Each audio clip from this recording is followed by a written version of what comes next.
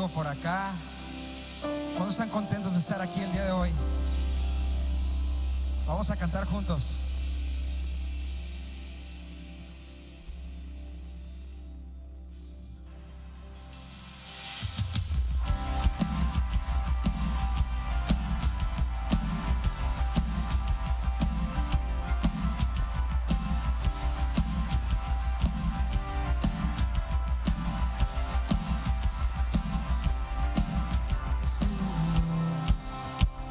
Palabra a mis pies,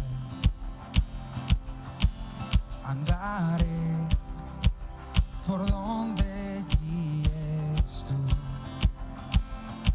aunque angosto es vida nueva, tomar ese camino, aunque angosto es ancho en misericordia, tú sí cumples promesas. Tu palabra tomaré, si lo dices yo lo creo, no he podido comprobar, lo que empiezas lo terminas, tu palabra tomaré.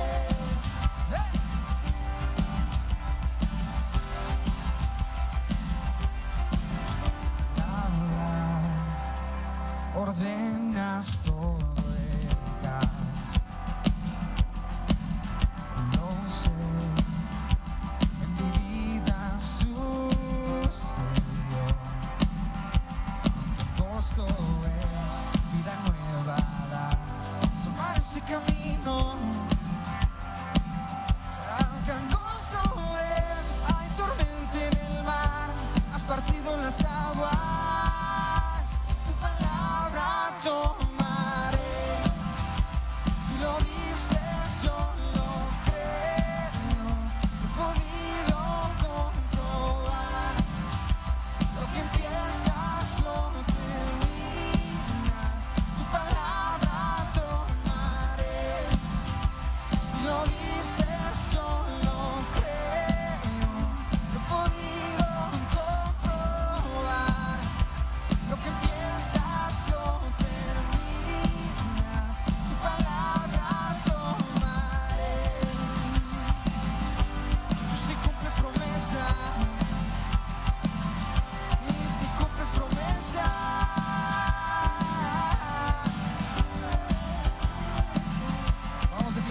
con nosotros. Sé que tu amor no se rendirá, tu gracia en mi ser siempre bastará. Lo has dicho ya, tu corazón no abandona.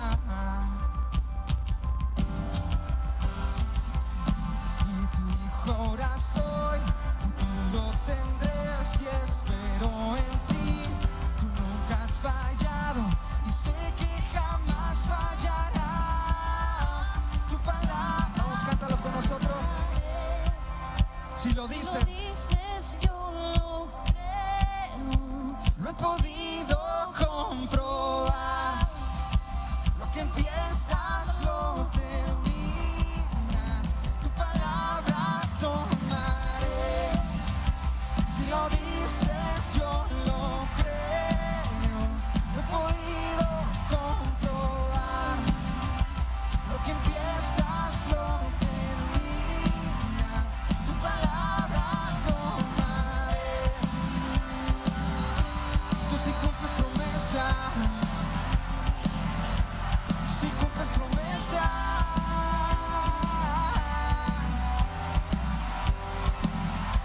tu palabra tomaré.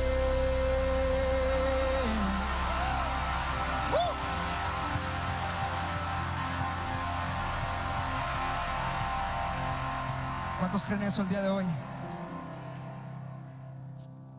Padre, recibimos esa bendición sobre nuestras vidas, Padre, sobre nuestra familia, sobre nuestro futuro.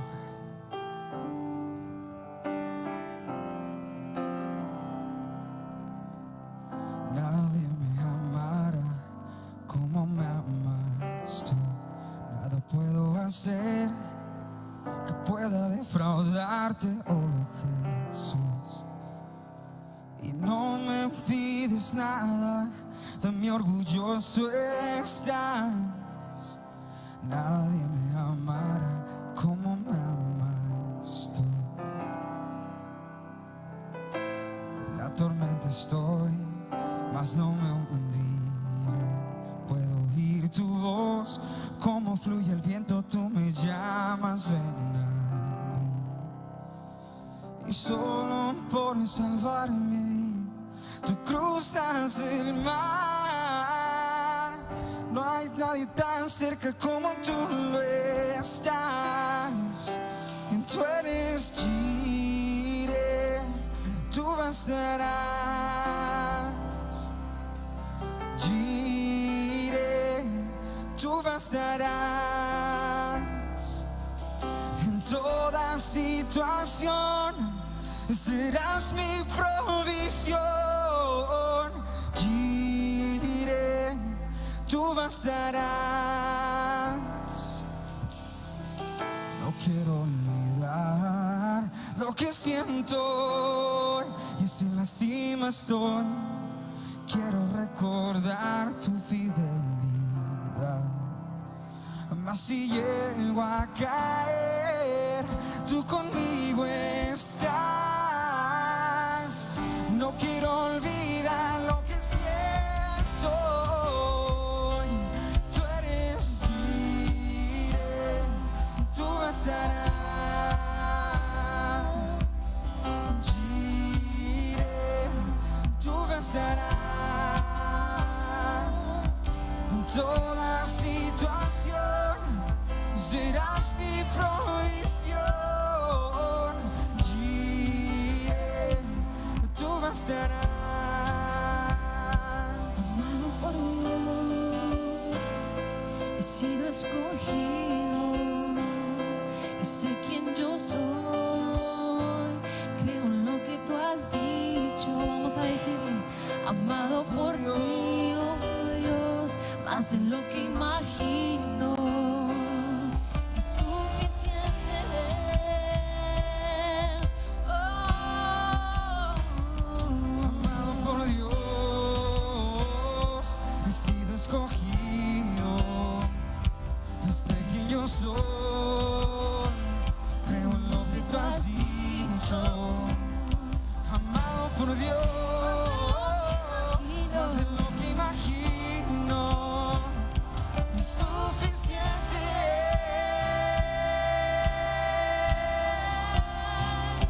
Y suficiente es.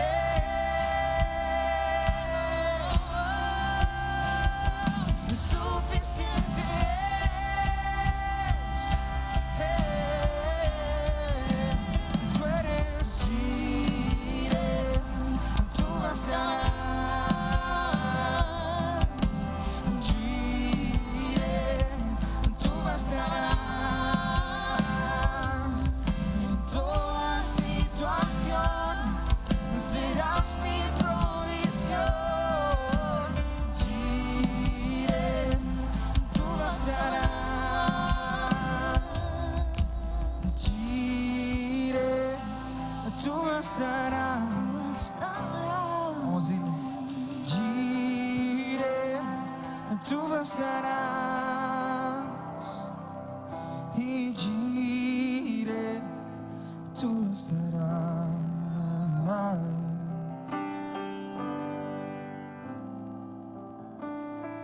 Eres suficiente, Padre.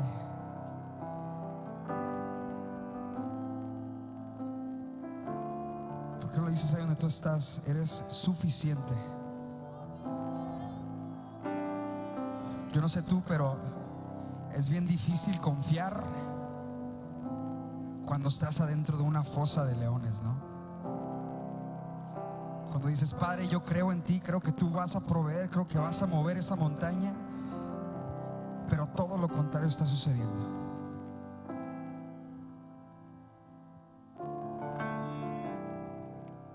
¿Por qué no sueltas eso el día de hoy? ¿Por qué no se lo entregas a Jesús?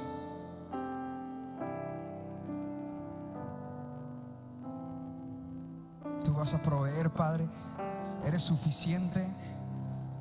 Tu gracia en nuestra casa es suficiente, Padre. Gracias por eso.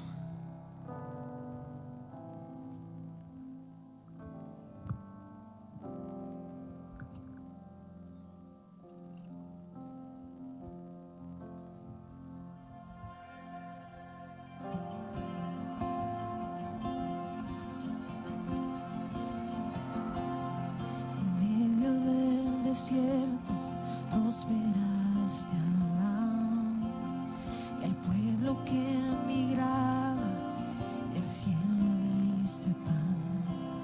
Sin fosa de leones Daniel pudo descansar, porque me he de preocupar.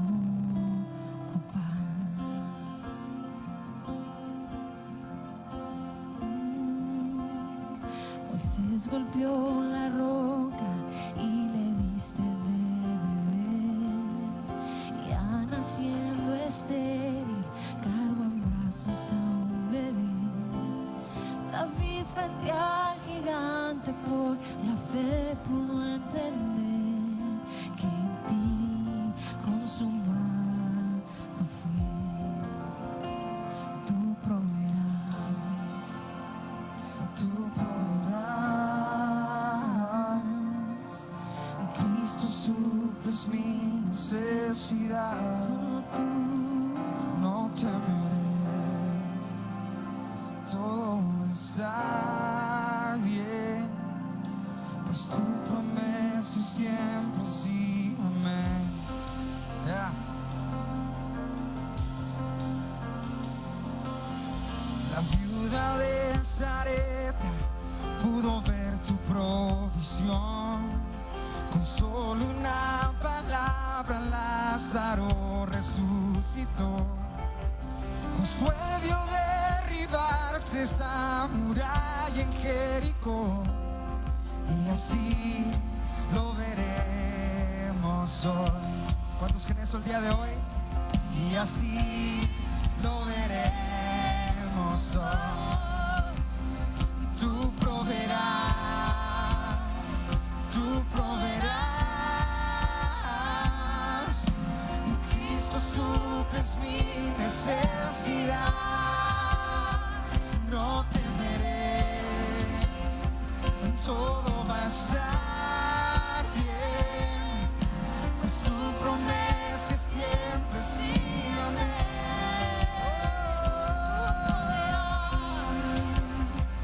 Tú proveerás,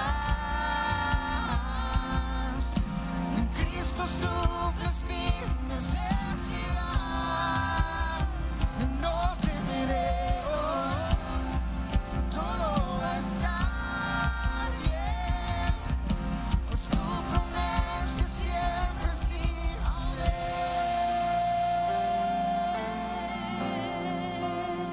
Siempre sí, amén. Si tú estás conmigo,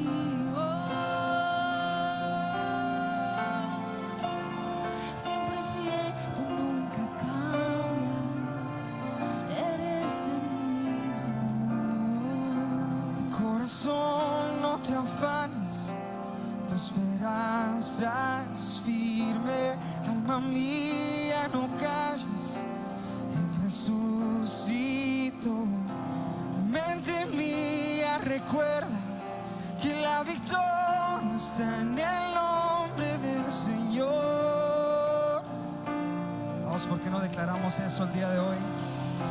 Mi corazón, no te afanes, tu esperanza es firme. Alma mía, no calles, Él resucitó. Mi mente mía, recuerda que la victoria está en el nombre del Señor.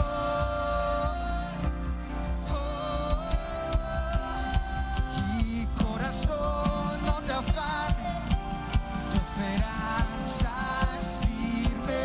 Alma mía, no calles, Él resucitó. Mente mía, recuerda que la victoria está en el nombre del Señor.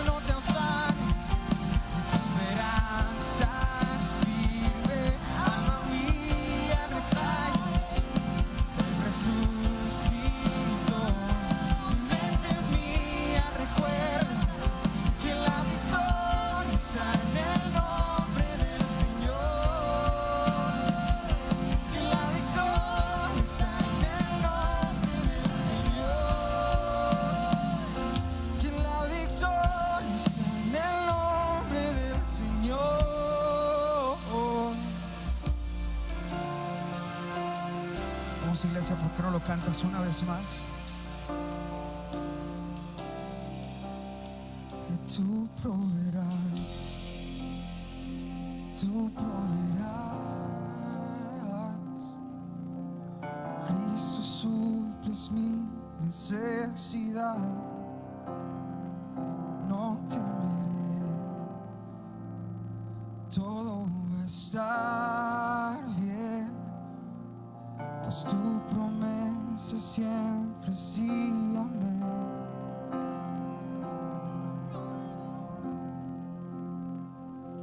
Tú proveerás, Cristo, suples mi necesidad. No temeré,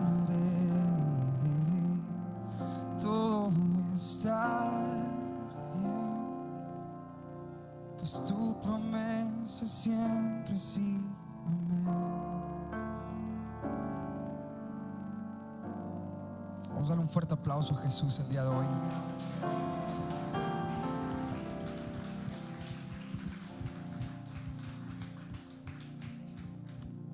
Gracias por cantar el día de hoy con nosotros. Pueden tomar su lugar.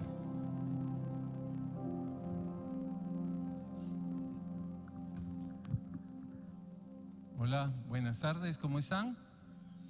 Bueno, qué bendición tenerlos acá en su iglesia, Casa Vertical. Les damos una calurosa bienvenida y pues queremos tomar unos minutos para hacer algo que es importante. Quizás sea muy común que lo hagamos todos los domingos, pero yo quisiera tomar unos minutos para hablar al respecto. Y hay una cita que quiero compartir con ustedes que está en Juan 6:54, y esta cita dice: el que come mi carne y bebe mi sangre tiene vida eterna, y yo lo resucitaré en el día final. Esto es impactante porque el Señor está diciendo que cuando nosotros participamos de su cena, de la cena que Él estableció, estamos entrando en una dimensión donde Él nos ofrece la vida eterna y la resurrección. O sea que no es cualquier acto el que hacemos al tomar este pedazo de pan y el jugo que tienes tú en tus manos, sino es algo muy trascendental. ¿Por qué es trascendental? Porque tiene dos aspectos. Uno es el físico y el otro es el espiritual. Y cuando hablamos desde el punto de vista del físico, es que Jesucristo murió en la cruz del Calvario, entregó su cuerpo y derramó toda su sangre. ¿Cómo sabemos que derramó toda su sangre? Porque un soldado le puyó el costado, que es el hígado, y dice que ya no le salió sangre, sino salió ¿qué? Agua. Derramó toda su sangre, y eso lo hizo para el perdón de los pecados. Y un detalle más importante aún: a Él no lo mató nadie. No tenía nadie autoridad para quitarle la vida. Él voluntariamente entregó su vida, y la entregó para que tú y yo podamos alcanzar el perdón de los pecados y la vida eterna con la resurrección que Él hizo. Pero también es importante desde el punto de vista material que entendamos que no es que esté el cuerpo de Cristo en este pedazo de pan ni la sangre literalmente, porque tendemos entonces a ser como ídolos de estas cosas, y no es así. Es solo que el Señor Jesús quiere que cada vez que lo hagamos, que recordemos que Él vino a esta tierra y que hizo este sacrificio por ti y por mí, para que todos seamos salvos. Y es un regalo muy grande el que el Señor nos da, ¿sí? La iglesia primitiva lo celebraba todos los domingos y lo hacían en casas. Pero también Pablo encontró algo que estaba pasando en esas iglesias y lo describe en 1 Corintios capítulo 11. Y dice ahí que yo tengo aquí una nota Por lo tanto, cualquiera que coma el pan o beba de la copa del Señor de manera indigna será culpable de pecar contra el cuerpo y la sangre de Cristo. ¿Qué quiere decir esto? Que participemos entendiendo lo que esto significa. Y yo quiero pedirte que tomes unos segundos, que pienses en lo que esta semana quizás, qué pecados pudimos haber cometido y cuáles otros cometimos y no nos dimos cuenta. Entonces quiero que cierres tus ojos, por favor, y que le pidas en este momento al Señor perdón por ese pecado o algo que tú ni te diste cuenta probablemente. Señor Jesús, perdóname, Señor. Límpiame en esta tarde, porque si confesamos nuestros pecados, fiel y justo eres tú, Señor, para perdonar mi pecado y limpiarme de toda maldad. Yo recibo hoy ese perdón en el nombre de Jesús, Señor.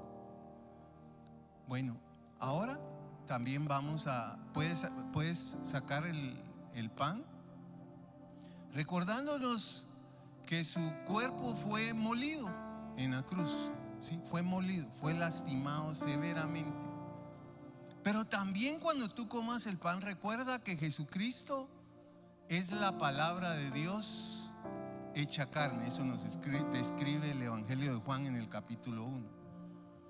Entonces, cuando nosotros participamos de la cena, también recordemos que nuestro alimento diario debe de ser la palabra, ¿sí? Y que recuerda que Jesucristo fue molido en esa cruz. Puedes tomar el pan. Gracias, Señor, por dejarnos participar en esta tarde de tomar el pan de vida, el pan que descendió del cielo. Gracias, Señor Jesús. Igualmente Él repartió la copa. Esa copa es para nosotros vida. Esa copa es de salvación, la que Él repartió. Y en esto lo que representa es su sangre que nos ha perdonado todos los pecados. ¿Tú crees que Cristo Jesús murió en la cruz del Calvario y derramó su sangre para todos tus pecados? ¿Tú lo crees? Si tú lo crees en tu corazón y lo confiesas con tu boca, tú eres salvo. Participemos del tomar de la copa del Señor y oramos. Gracias, Señor, por darnos este privilegio, porque hoy podemos recordar que un día, Señor, tú entregaste tu vida para que yo fuera perdonado y obtuviera la vida eterna, Señor. Te alabo, Señor Jesús, te bendigo y te agradezco todo lo que has hecho en mi vida. Gracias, Padre, en el nombre de Jesús. Amén. Que Dios les bendiga.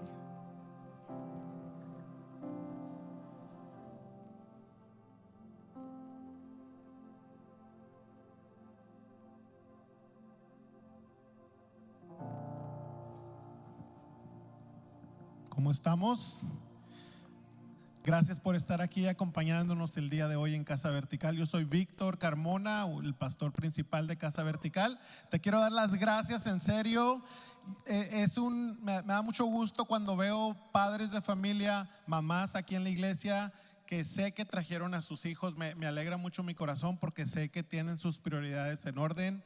Gracias, están sembrando en la vida de sus hijos y van a ver el fruto en los próximos años. Gracias por acompañarnos el día de hoy. Tenemos a nuestro pastor David Castellanos, que va a compartir con nosotros. ¿Por qué no le das la bienvenida, por favor?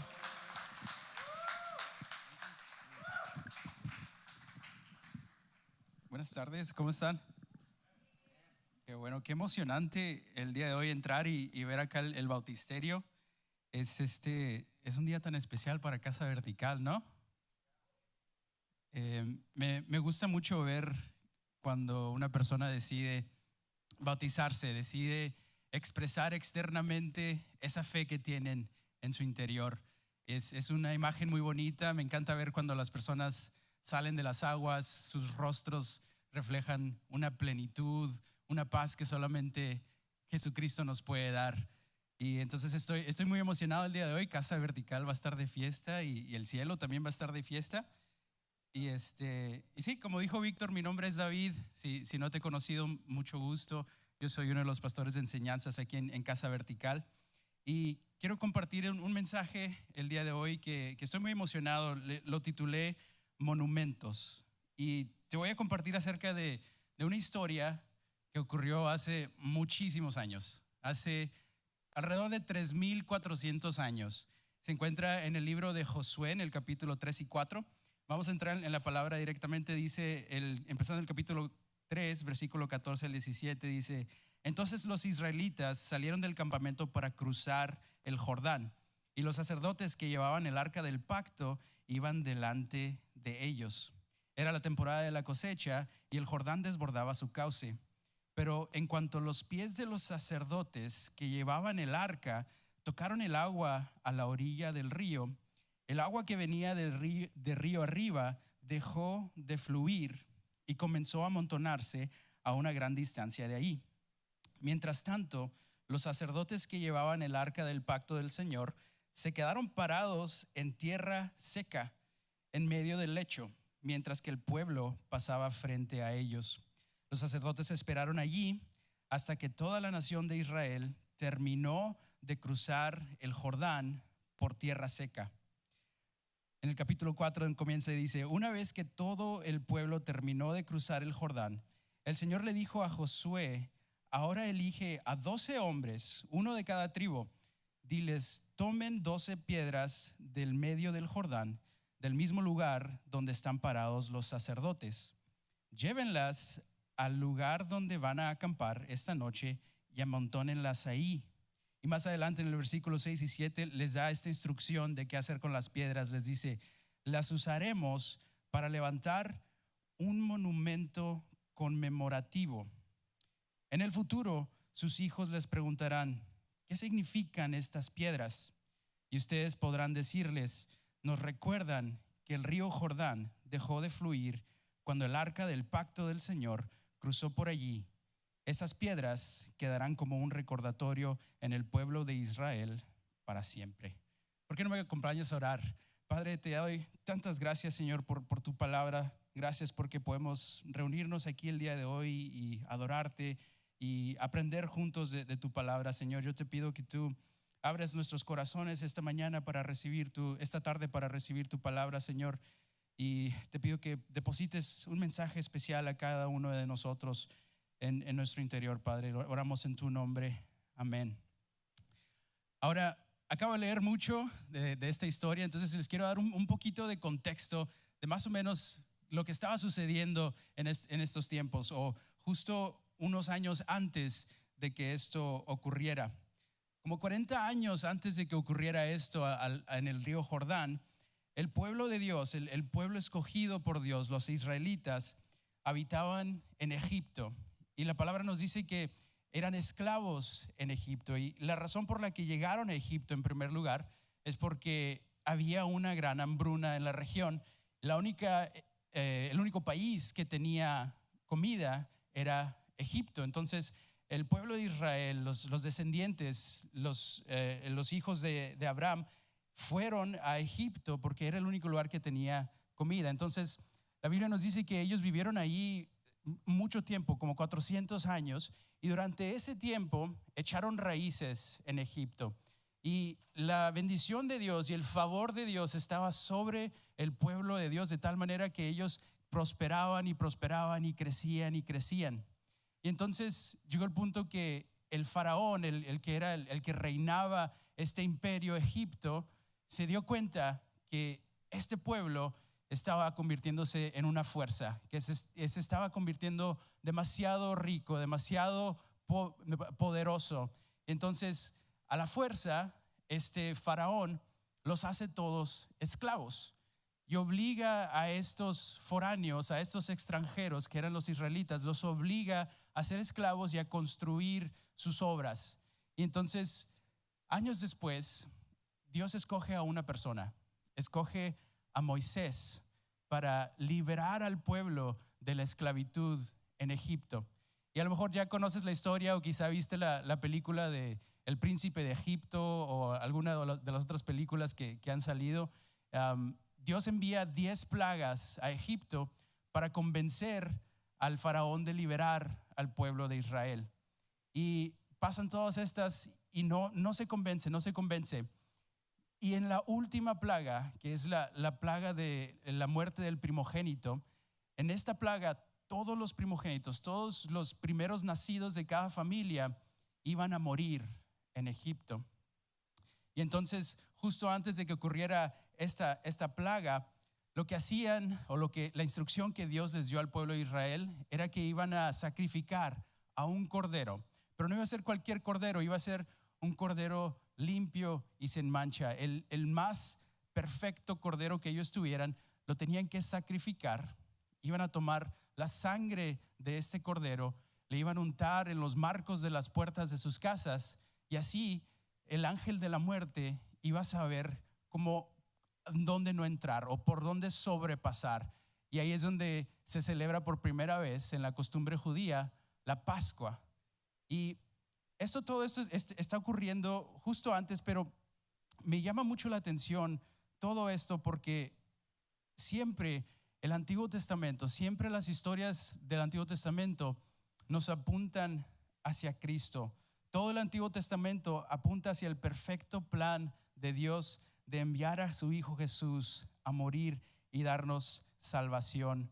Y estas instrucciones que Dios le dio al pueblo de Israel en la Pascua para matar a este cordero eran una prefiguración de lo que iba a suceder 1400 años después con Jesucristo. Entonces, esto sucede, al faraón se le muere su primogénito, y en ese momento pues está tan devastado por la muerte de su primogénito que dice: está bien, váyanse, saquen al pueblo de Israel aquí, los voy a dejar ir libres. Entonces toda una multitud de gente está comenzando a salir del país de Egipto, y tienen su liberación, tienen su libertad, ya no son esclavos. Y Dios les promete que les va a llevar a un lugar, a una tierra prometida, a un territorio que ellos van a poder tener y llamar su propia casa, su propia tierra. Ahí van a poder plantarse y construir y crecer. Pero despuesito de que el faraón los libera, se arrepiente y dice: ¿sabes qué? Mejor no. Manden al ejército a volver a capturar al pueblo de Israel y regrésenlos acá. Y si has visto la película de nuevo del Príncipe de Egipto, fue una de las primeras películas cristianas que yo vi de niño. Es una experiencia increíble porque envía a este ejército enorme. En este tiempo de la historia, el imperio de Egipto era el imperio más potente y más grande en el mundo. Y entonces imagínate que envíen a las fuerzas armadas del país más poderoso tras un pueblo de personas que no tienen armas, que no tienen nada con qué defenderse, que no tienen nada excepto a un gran Dios, al único y verdadero Dios. Y la historia nos cuenta que llega el punto en que el pueblo de Dios, los israelitas, se topan con un mar y dicen: ¿qué vamos a hacer? Y viene el ejército más grande del mundo tras nosotros para arrestarnos, para llevarnos de regreso a la esclavitud. ¿Qué vamos a hacer? Y ahí es donde Dios abre un camino. Y creo que esa es la especialidad de Dios en nuestras vidas. Dios se especializa en abrir caminos en donde no existen, en donde nosotros no podemos ver, cuando andamos por la vida a ciegas, sin saber qué rumbo tomar, y a veces estamos cegados porque no podemos sentir por dónde vamos, a dónde vamos, qué debo de hacer. Y Dios se especializa en hacer un milagro y abrir un camino, que lo hizo también a través de Jesús. Jesús es el camino al Padre. Nosotros hemos estado separados de Cristo de Dios desde que el pecado entró al mundo, y Jesús, Dios, hizo un milagro a través de Jesús y abrió un camino en donde no existía, para que pudiéramos regresar a Él y ser reconciliados con Él. Entonces le da una instrucción a Moisés, Dios le dice, usa tu vara y toca el mar. Y entonces cuando Moisés lo hace, el mar se empieza a abrir. Y es una imagen increíble. No sé si te puedes imaginar paredes de agua enormes de un lado, de cada lado, y tierra seca en medio para que pueda pasar el pueblo de Israel. Entonces, finalmente pueden cruzar el Mar Rojo, y la Biblia nos dice que el ejército egipcio es destruido en el mar. Y entonces finalmente ya dicen, la libramos, ya estamos del otro lado, el ejército que venía persiguiendo se acaba de ahogar en el mar, y entonces ya la van a librar, van a entrar a su tierra prometida. Pero no sucede así. La Biblia nos dice que estas personas, yo digo que estaban muy chiqueados en Egipto, se habían acostumbrado a una vida, se habían vuelto personas que aceptaron un cierto estándar de vida y no siguieron las instrucciones de Dios. Entonces, todo este pueblo que salió de Egipto, que fue liberado de su esclavitud, no vio la tierra prometida. De hecho, deliberadamente Dios espera a que toda esa generación muera para que los hijos de ellos sean los que entren a la tierra prometida. Y la Biblia nos dice que Dios hace esto porque el pueblo de Israel, después de haber sido liberado, tenían una falta de fe, una seria falta de fe y de confianza en Dios, y un grave problema de desobediencia. Y de hecho, esa es la forma más misericordiosa yo creo que Dios lo hubiera hecho, porque si lees la historia, Dios está preparado para matarlos a todos y comenzar de nuevo con Moisés. Pero Moisés intercede por el pueblo. El escogido de Dios intercede por ellos. Y entonces sucede esto. Dios dice, ok, van a tener que vagar por el desierto por 40 años. Durante esos 40 años el pueblo de Israel está vagando por el desierto sin poder entrar a su tierra prometida. Y aquí es donde nos encontramos en la historia. Algo que me parece también muy interesante es que cuando esto sucedió en el río Jordán, 40 años después de que el pueblo de Dios había sido liberado y que estaban vagando por el desierto, cuando esto sucede, la Biblia nos dice que sucedió en el primer mes y el 10º día del primer mes. Y es algo interesante porque esa fecha específica es muy significativa. El calendario judío es diferente al calendario que manejamos nosotros hoy, el calendario gregoriano. El primer mes del calendario judío es el mes Nisi, y nos dice la Biblia que el 10º día de ese mes ocurrió esto. 40 años atrás fue el mismo día en que Dios les da la instrucción al pueblo de Israel de escoger al cordero que van a sacrificar. Y Dios les da esta instrucción, les dice, van a escoger un cordero, y durante días lo tienen que estar examinando, lo tienen que estar revisando, checándose para asegurarse de que sea un cordero limpio y sin mancha, que sea el mejor cordero que tengan para sacrificar. Más adelante, 1400 años después de esto, en el 10º día del primer mes del año, está Jesús entrando a Jerusalén, en lo que nosotros le llamamos el Domingo de Palmas. Está entrando a Jerusalén, y durante toda esa semana Jesús se presenta ante las autoridades religiosas, ante las autoridades del gobierno, y todos lo están examinando. Están viendo, Él realmente es sin falta, Él realmente es limpio, Él realmente es puro, Él es perfecto. Y a pesar de eso, Él fue crucificado.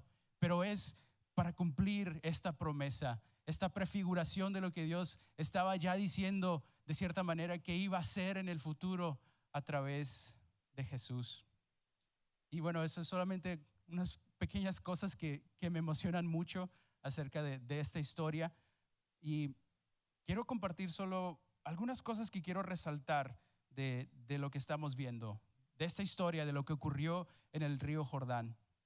En el capítulo 3, en el versículo 14 dice: entonces los israelitas salieron del campamento para cruzar el Jordán, y los sacerdotes que llevaban el arca del pacto iban delante de ellos. Ahora, creo que para mí, en lo personal, y para todo creyente, creo que este debe ser una imagen hermosa, porque para todos nosotros lo que debe de estar en el deseo, en nuestro corazón, nuestro más profundo deseo, debe ser siempre estar siguiendo a Dios. El arca del pacto era donde habitaba la presencia de Dios. Era donde solamente una vez al año una persona, el sumo sacerdote, podía acercarse al arca del pacto en el lugar santísimo y poder ofrecer un sacrificio para la limpieza de los pecados de los israelitas. Pero creo que esta imagen es hermosa, porque nos pinta esta imagen de que quizá los israelitas no tenían rumbo, no tenían dirección, pero iban los sacerdotes enfrente con el arca del pacto y ellos simplemente iban siguiendo a donde iban. Y cuando llega el arca del pacto al río Jordán, Dios provee una solución. Y a menudo eso es a veces lo que tenemos que hacer nosotros. A veces pasamos por situaciones en la vida en la que nos sentimos perdidos, sentimos que no sabemos por dónde darle, qué rumbo tomar, pero ¿estamos conscientes de si estamos siguiendo el rumbo que Dios nos está marcando en nuestras vidas? Creo que eso nos debe de retar a todos nosotros, porque al igual que el pueblo de Israel, tú y yo tenemos una tierra prometida. Dios nos ha prometido algo a todos nosotros. No solamente la vida eterna, no solamente que cuando muéramos vamos a poder estar con Cristo, vamos a poder estar con Dios, pero también aquí en esta vida, aquí en la tierra, Dios nos ha prometido una vida plena, una vida abundante. Y cuando dices, no sé si estoy viviendo ese tipo de vida, ¿será que a lo mejor perdimos de vista el arca? ¿Será que a lo mejor no estamos siguiendo a Dios la manera en que debemos de estar haciéndolo tan intencionalmente? Y ahora, quizá puedes plantear la pregunta es, ¿cómo sé si estoy siguiendo a Dios? ¿Cómo sé si sí voy detrás del arca, si sí estoy siguiendo la voluntad de Dios? Y hay algunas respuestas muy, muy sencillas que hasta pudieran parecer obvias, pero cabe poder recordarlas, que el pasar tiempo con Dios. ¿Qué tan seguido estás leyendo tu Biblia, dejando que Dios hable a través de su palabra? ¿Qué tanto estás orando por tu familia, por ti? ¿Qué tanto inicias tu día pidiéndole a Dios que te guíe, que te muestre el camino a seguir? Esas son las preguntas que nos podemos hacer. Una de ellas es venir a la iglesia. Al estar en la iglesia es una manera de que te puedes asegurar que estás siguiendo la voluntad de Dios y que estás siguiendo el camino que Dios te está marcando. Así que todos ustedes pueden ponerle una palomita a esa parte de la lista. Ya están aquí. Felicidades por haber estado aquí, por poner esa palomita.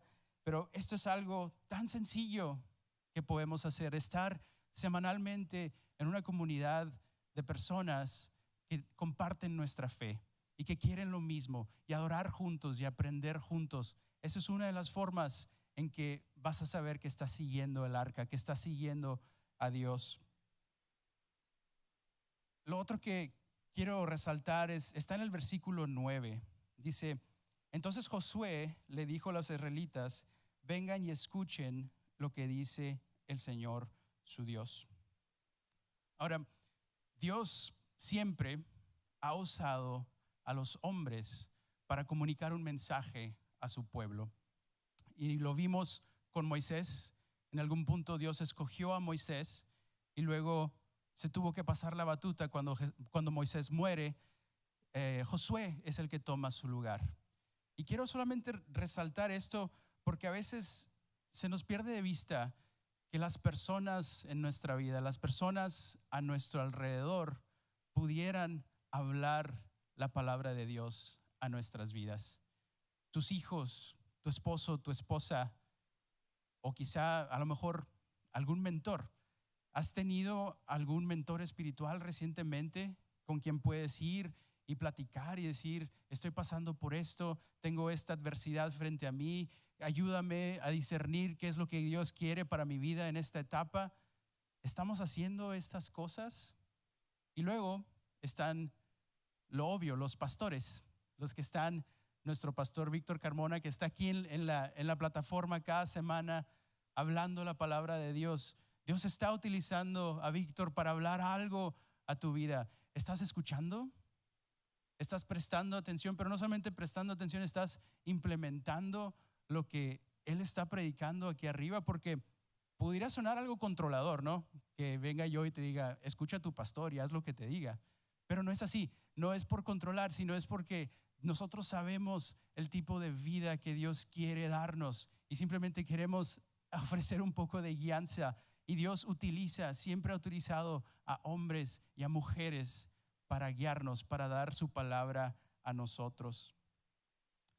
Y lo último que quiero resaltar es acerca de los monumentos.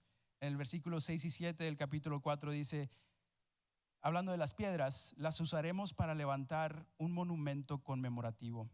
En el futuro, sus hijos les preguntarán, ¿qué significan estas piedras?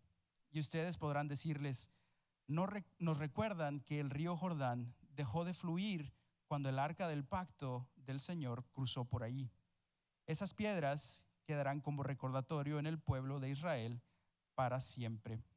Ahora, Josué les da esta instrucción al pueblo de Israel y habla acerca de levantar un monumento para recordar lo que Dios hizo. Y creo que es algo muy importante que nosotros como creyentes hagamos lo mismo, que nosotros estemos alrededor a través de nuestro caminar en la vida, de nuestro caminar con Dios, estemos creando monumentos a los cuales podamos mirar hacia atrás y recordar la fidelidad y la bondad de Dios. Y es algo que no te puede estresar qué tan importante es tener algo que podamos voltear a ver y decir, esto sucedió en mi vida y Dios ha sido fiel. En los momentos más difíciles podemos voltear a ver, en medio de una prueba, en medio de un desafío, podemos voltear a ver a estos monumentos que nos hablan de cuando Dios ha sido fiel a nosotros. Y vine preparado hoy para darles algunos ejemplos prácticos de mi vida personal, de algunos monumentos en mi vida. Yo en mi librero, en mi casa, tengo estas dos Biblias y las puedo ver cada mañana que me levanto. Mi librero está enseguida de mi cama y yo puedo ver estas Biblias y esos son monumentos para mí. Los he nombrado monumentos en mi vida que me muestran la fidelidad de Dios y el compromiso que yo he hecho en mi vida con Él. La primera es la primera Biblia que mis padres me dieron. Es una Biblia simplemente ilustrada con dibujos que muestra historias de la Biblia. Y luego la segunda Biblia que me dieron mis papás, que esta ya no es la que tiene dibujitos, esta ya es nada más la Biblia normal. Y el ver estas dos cosas al levantarme por la mañana me recuerda de la fe que mis padres me heredaron, me recuerda de lo afortunado que me siento por haber crecido en la palabra, por haber crecido en la iglesia, en la fe, y simplemente me recuerda de la fidelidad de Dios. Y es algo tan sencillo tener algo que puedes ver, un monumento que en tiempos difíciles yo puedo voltear a ver y puedo decir, Dios, tú siempre has sido fiel, Tú siempre has cuidado de mí y de mis hermanos y de mis padres, y yo sé que lo has hecho por esto, porque mis padres nos criaron en la fe, porque nos inculcaron la importancia de pasar tiempo en la palabra, no solamente al obsequiarnos Biblias, pero con su ejemplo. También hoy traje este kipá. Si no lo has visto antes, esto es lo que usan los judíos en la cabeza. Hace muchos años, cuando yo era joven, fui a un campamento de jóvenes, y uno de los pastores que estaba ahí habló acerca del kipá, y habló acerca de lo que significa para los judíos. Y habló de que nunca lo debes de dejar caer al suelo, porque te va a caer una gran maldición. No, son mentiras. Y solamente recuerdo que en ese campamento, ese mensaje me impactó tanto, y tomé yo una decisión en mi vida. Yo dije, yo quiero vivir mi vida, y que mi vida sea una representación de lo que esto significa para los judíos. Entonces yo lo tengo ahí cerca de mi cama también para verlo. Es un monumento para mí, y cada vez que lo veo recuerdo ese campamento en el que Dios tocó mi corazón, en el que Dios me habló, en el que yo decidí, quiero vivir mi vida de esta manera. Pero no sé qué tantos monumentos tengas tú. Podemos coleccionar muchas cosas, podemos ser creativos. Quizá, no sé, un día que decidiste que Dios habló algo a ti, o el día que te bautizaste. Quizá puede ser un día, la camisa que traías puesta puede ser un monumento que siempre puedes voltear a ver y recordar de la fidelidad de Dios. Ahora, en el versículo 6 dice lo siguiente, dice: en el futuro sus hijos les preguntarán, ¿qué significan estas piedras? Ahora, si tú eres padre aquí el día de hoy, quiero hablarte a ti. Deuteronomio 11, 18 al 20 dice: por lo tanto, comprométete de todo corazón a cumplir estas palabras que te doy. Átalas a tus manos y llévalas sobre la frente para recordarlas. Enséñale a tus hijos. Habla de ellas en tus conversaciones cuando estés en casa y cuando vayas por el camino, cuando te acuestes y cuando te levantes. Escríbelas en los marcos de la entrada de tu casa y sobre las puertas de la ciudad, para que mientras el cielo esté sobre la tierra, tú y tus hijos prosperen en la tierra que el Señor juró dar a tus antepasados.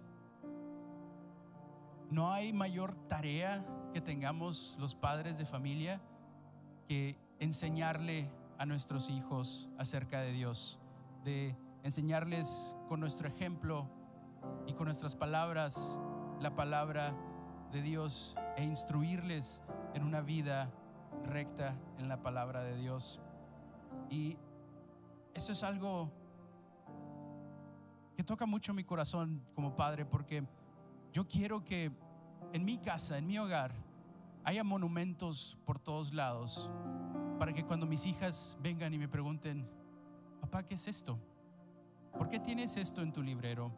¿Por qué tienes esto en tu ropero? ¿Por qué está esto colgado allá en la entrada de la casa?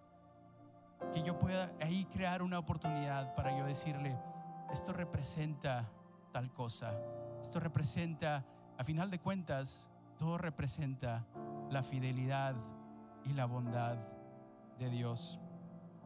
Ahora, estoy mencionando cosas físicas que puedes utilizar para crear monumentos, pero también hay cosas que puedes transmitir a tus hijos que son verbales, que no tiene que haber un objeto físico para transmitirles a ellos.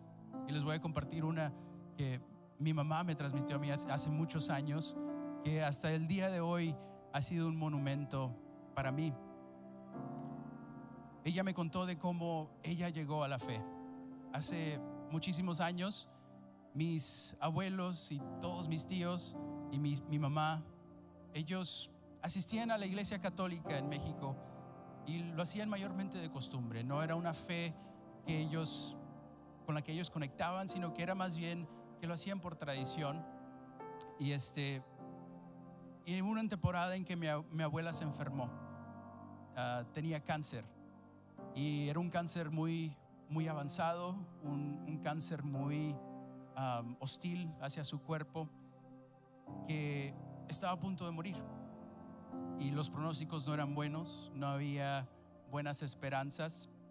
Y mi abuelita cuenta la historia de que un día ella estaba en su casa, escuchó que alguien llamó a la puerta. Ella abre la puerta y es un joven, un muchacho que es un evangelista, alguien que iba de puerta en puerta a predicar el evangelio, a compartir acerca de Jesús. Y mi abuela le abre la puerta y comienza una conversación y mi abuela le dice, pues yo soy católica, voy a la iglesia católica, esto y esto y esto. Y al final de la conversación, el joven le pregunta a mi abuela, ¿hay algo por lo que usted quiere que yo ore? Y yo creo que en la desesperación por el cáncer, sin saber a dónde acudir, mi abuela le dice a este jovencito, le dice, tengo cáncer, estoy a punto de morir. Y este joven ora por mi abuela y mi abuela es sanada. Y en ese momento, después de ese momento, toda una familia fue cambiada. La trayectoria de toda una familia, los 10 hijos de mi abuela se convirtieron a la fe, los nietos de mi abuela, todos viven en la fe, los bisnietos ahora están viviendo en la fe, todo por ese suceso, eso que ocurrió. Y eso ha sido un monumento para mí en toda mi vida, recordar y voltear a ver la fidelidad de Dios. Entonces te planteo la pregunta hoy: ¿estás creando monumentos? ¿Estás creando monumentos a los que puedes voltear a ver en tiempos difíciles y recordar la fidelidad y la bondad de Dios? Y si no lo haces por ti, hazlo por tus hijos. Hazlo por crear esas oportunidades en las que le vas a poder compartir a tus hijos acerca de la fidelidad y de la bondad de Dios. Ahora, quiero retar a algunos de ustedes específicamente. Si tú te encuentras aquí y no te has bautizado, el bautismo es uno de esos monumentos que tú puedes crear y decir, este día yo voy a decidir expresar mi fe en Cristo y bautizarme. Y vas a poder voltear a ver a ese día y recordar siempre esta decisión que has tomado en seguir a Jesús, en expresar externamente esta fe que tienes en tu interior. Entonces, solo quiero terminar dando esa invitación. Si tú dices, nunca me he bautizado, pero no sé si puedo, no sé si a lo mejor tenga que poner mi vida en orden y arreglar mis cosas primero y luego me voy a bautizar. No funciona así. Primero te bautizas, primero te entregas completamente a Jesús y Él te ayuda a poner tu vida en orden. Es al revés. Entonces, si estás titubeando, si estás dudando, si si hay un deseo en tu corazón de bautizarte, pero no sabes si lo puedes hacer o si te estás desanimando, te animo a que lo hagas. Toma la decisión, te aseguro que no te vas a arrepentir. ¿Por qué no terminamos orando? Padre, te pido por cada uno de nosotros aquí, Señor, te pido que nos ayudes a construir monumentos en nuestro caminar contigo, en nuestra vida, y que nos ayudes, Señor, a voltear atrás hacia esos monumentos cada vez que estemos en tiempos difíciles, cada vez que pasemos por alguna crisis de fe, que podamos recordar tu amor y tu bondad y tu fidelidad, Señor. Te pido por cada persona, Señor, que está considerando bautizarse hoy o que ha tomado la decisión de bautizarse, Señor, que puedan guardar este día en su corazón como algo especial y puedan voltar hacia atrás en el futuro y recordar su expresión de fe, de este fundamento central de nuestra fe, que al ser sumergidos en el agua representa que hoy morimos con Cristo, y al salir de las aguas representa que Cristo resucitó de entre los muertos, y al igual que Cristo resucita entre los muertos, nosotros resucitamos a una vida nueva en ti. Oro todo esto en el nombre de tu Hijo amado, en el nombre de Jesús. Amén.